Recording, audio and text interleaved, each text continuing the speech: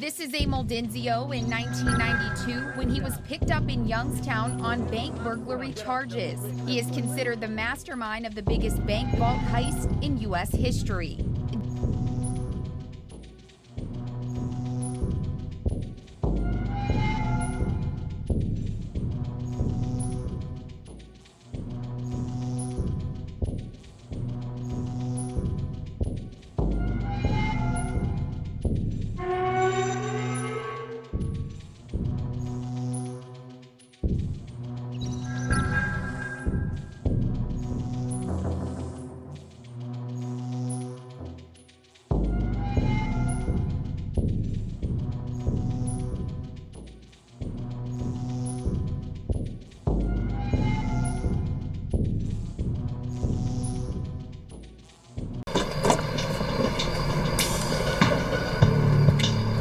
They disabled the alarm by injecting it with liquid styrofoam.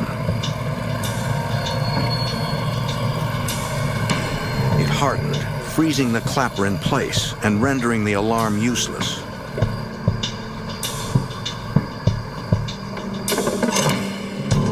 Then the burglars climbed onto the roof.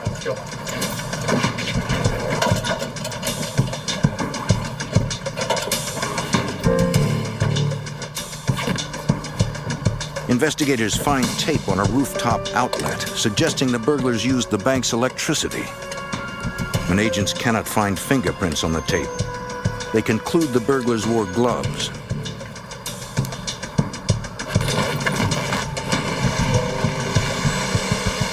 Fully powered, the burglars sawed a 4-foot opening into the roof.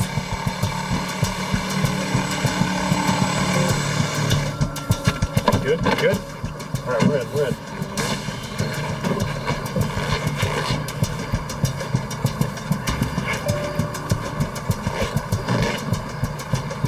Once inside the rafters, they clearly knew how to bypass the interior silent alarm system. They took a couple of the wires and that would have normally transmitted the alarm signal, and then they clipped them both and soldered them together. It was delicate, highly skilled work. Knew right away they were smart. They did the homework. Even with the alarm disabled, 16 inches of steel-reinforced concrete stood between the burglars and the contents of the vault. The only way through, an intensely powerful blast. Agents believe the bandits drilled holes into the cement, then inserted dynamite and electric blasting caps.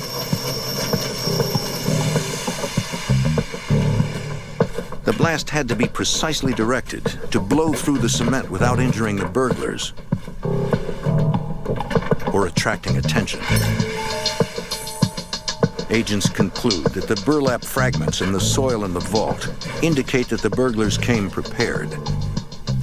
They placed the burlap bags over the explosive, not only to muffle the sound, but also it would direct the charge into the vault itself and keep the charge going into the concrete where they wanted it rather than coming back out where they were.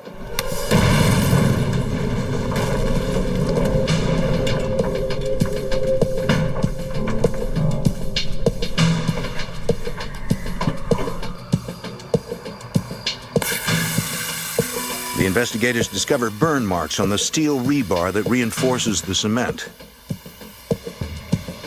They conclude that the burglars knew the blast could not crack steel and came prepared with an acetylene torch.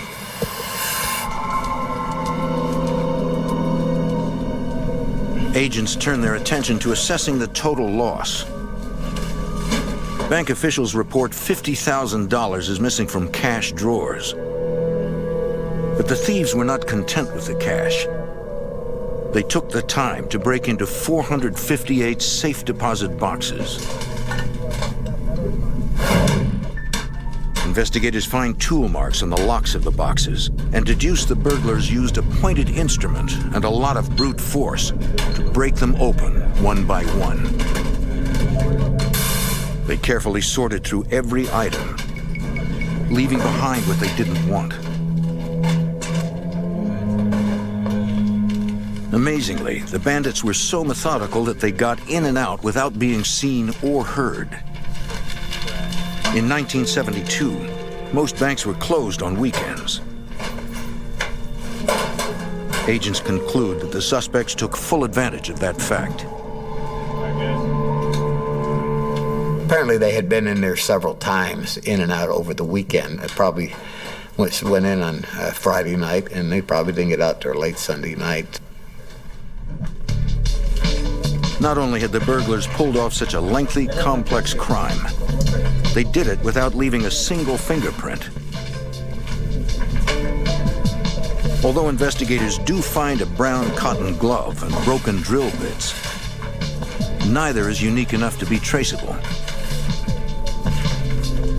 Agents and deputies collect the debris for further examination at the crime lab. But with no apparent evidence and no witnesses, agents are facing the tough challenge of identifying and locating a group of highly skilled criminals, including electronics and explosives experts.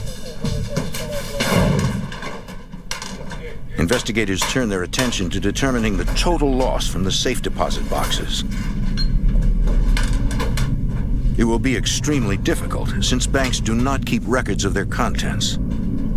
Ordinarily, if you had a bank burglary, you would be missing cash. You'd go out and say, yes, we got to find $350,000 worth of cash.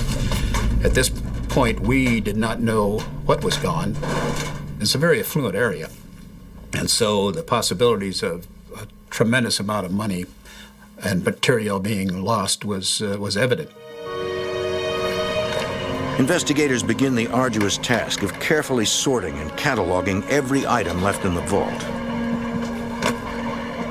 Then, by interviewing every box holder, agents learn the details of missing jewelry, rare gold coins, and bearer bonds. Came as a big shock to me. By a process of elimination, they slowly create a list of the stolen goods. We had gold coins. The bank's loss of $50,000 in cash pales by comparison, as the value of the missing items rises to over $8 million. The heist has now become the largest bank burglary in U.S. history. Suspects carrying. With no physical evidence to go on, investigators hope to develop leads by thinking like the bandits. We felt that they would need oxygen to burn the rebar, and so we canvassed hospitals, oxygen supply places, and things like that. Despite checking every oxygen supplier in the area, agents come up with nothing. We also felt that a drill of some type had to be used, obviously a large one, so we canvassed places to find if anybody had sold or rented a large drill, as we felt it would have to be used. Again, agents go to dozens of equipment shops, checking records during the time surrounding the break-in. But they find no suspicious purchases or rentals. Or the day before. Clearly, the criminals in this case have masterminded and pulled off a nearly perfect heist. With no witnesses, no direct clues, and certainly no suspects, it seems impossible to solve. Agents hit the jackpot. They unearth several foot lockers filled with millions of dollars in cash and bonds that they're able to trace back to the Laguna Niguel bank burglary. Agents then get yet another tip. A neighbor of gang leader Amil Dinsio calls police. A lot of money in there. He reports finding a cooler buried in his yard. It is filled with nearly $100,000. Right over there, Mr. Dinsio. Investigators match their serial numbers to those taken from the bank and recover Amil Dinsio's prints from the cooler. With more direct evidence against the gang, agents begin making arrests. They first go to Ronald Barber's Southgate, California home. They are armed with search warrants. The only person they find is Ronald's mother. The brothers have disappeared. No, I don't. I haven't seen him in a few All days. 6 remaining suspects are still at large. 3 months after a multi-million-dollar bank burglary, the FBI has solid evidence against 7 members of an organized crime ring. With only one suspect in custody, Charles Mulligan, they set out to arrest the others. Amil Dinsio, James Dinsio, Charles Brockles, Philip Christopher, Harry Barber, and Ronald Barber. Agents go to Amil Dinsio's home near Youngstown, Ohio, and discover he's made no attempt to run. Because of his attitude and his air of arrogance, Mr. Dinsio actually believed he was above the law and was the kind of guy that could make things happen his way. When agents arrest Dinsio, he is carrying $537 in cash stolen from the Laguna Niguel bank. Come on, we'll call it. Other gang members are also surprisingly easy to find. Within days, authorities arrest Amil's brother, James Dinsio, at an Ohio airport. His carry-on luggage is full of more money from the heist. Agents make their 4th arrest, nabbing Phil Christopher. In his apartment, they discover over $32,000 in stolen cash hidden in his closet. The 3 men arrogantly maintain their innocence and refuse to cooperate. I got a deal right here. 2 months later, agents nab alarm expert Charles Brockles and get a break. They decide to confront him with what evidence they have and explain they can put him away for decades. They offer him a deal. In exchange for his full cooperation in outlining the burglary group and their crimes, prosecutors will drop all charges against Brockles and place him in the witness protection program. He agrees. Authorities have captured 5 of the 7 suspects. Everyone except the Barber brothers. Authorities extradite them to California and indict them on charges of conspiracy, burglary, and larceny of a federally insured bank. While in jail, Amil Dinsio brags about the heist to another inmate and asks for his help in beating the charges. Mr. Dinsio confided in him a great many details that were not in his best interest to confide. He got this other inmate to help him buy an alibi for the time of the bank burglary. But Dinsio has chosen the wrong accomplice. The other inmate was someone who had had contact with law enforcement on many occasions in the past, and he realized that what he was being told would be of some importance to someone, and he came to us. Hoping to receive a lenient sentence for his own burglary case, the inmate tells agents of Dinsio's confession and the plan to purchase an alibi. And that was Vegas?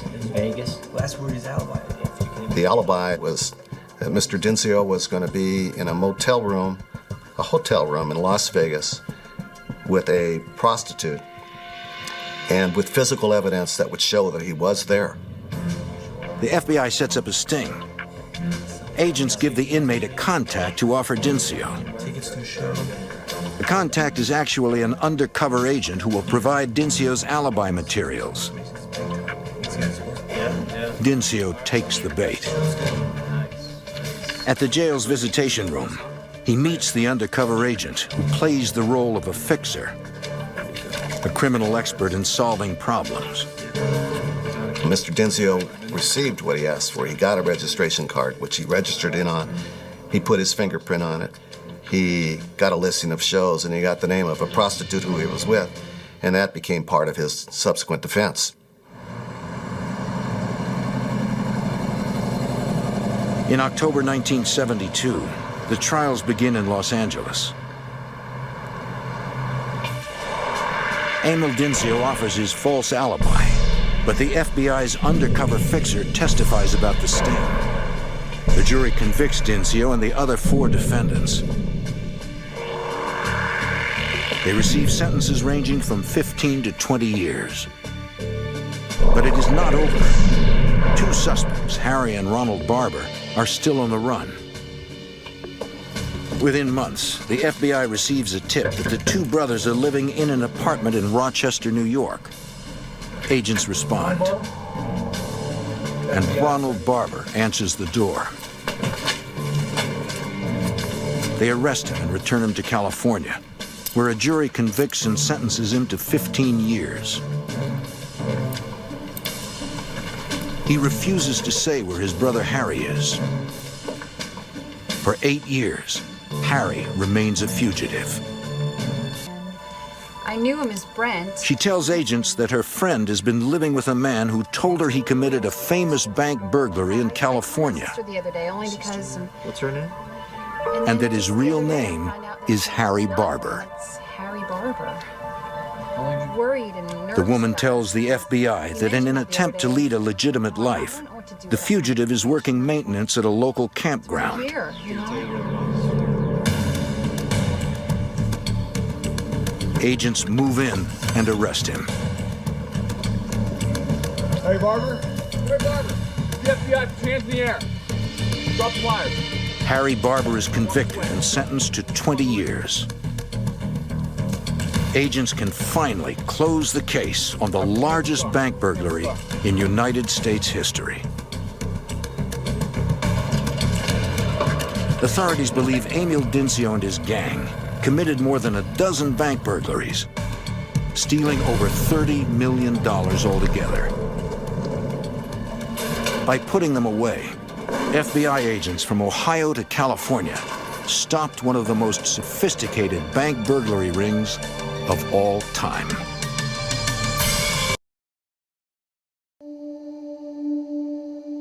Year-old James Dinsio of Canfield came out of the FBI office in Boardman first on his way to federal court in Akron on bank burglary charges. Dinsio, anything to say? Yeah, I'm innocent. Next was his 56-year-old brother Amil of Boardman. It's a frame job. Frame job? Yeah, it'll come out in court. Come on, get out, gentlemen. Please give us away. Wait a minute, let him see me. It's a frame job. It'll come out in court. These FBI guys are lying like hell. Both were arrested this afternoon while driving this car. They were stopped getting off Route 11 in Canfield near the 224 interchange. Where were you going when they stopped you? Mahoning County Jail to turn ourselves in. Well, if you didn't do anything, why were you going to turn yourself in? Jesus Christ, they said they won't let our kids out. The elder Dinsios, along with their sons Amil Jr. of New Middletown and David of Canfield, are accused of breaking into a suburban Charlotte, North Carolina bank Memorial Day weekend. The alleged fifth member of the Dinsio gang is Valley racketeer Bernie Altshuler of Liberty, now in custody. The older Dinsio brothers, long-time Valley organized crime figures, were the last to be caught, and with the Labor Day holiday approaching, the FBI stepped up its search. Because we were coming on another 3-day weekend, which is customary for these people to operate on. Agents had been getting tips on the Dinsios for some time, saying they had come close to arresting them before, believing now there may be others facing charges. They were in this area for what we consider a long time, and they couldn't have operated on their own without assistance. For now, both Dinsios, who have done prison time for other bank heists, including a 1972 robbery in Lordstown, will be sent to Charlotte, where their sons have already pleaded guilty and face sentencing. Altshuler has not yet been tried. All of them face up to 20 years in prison.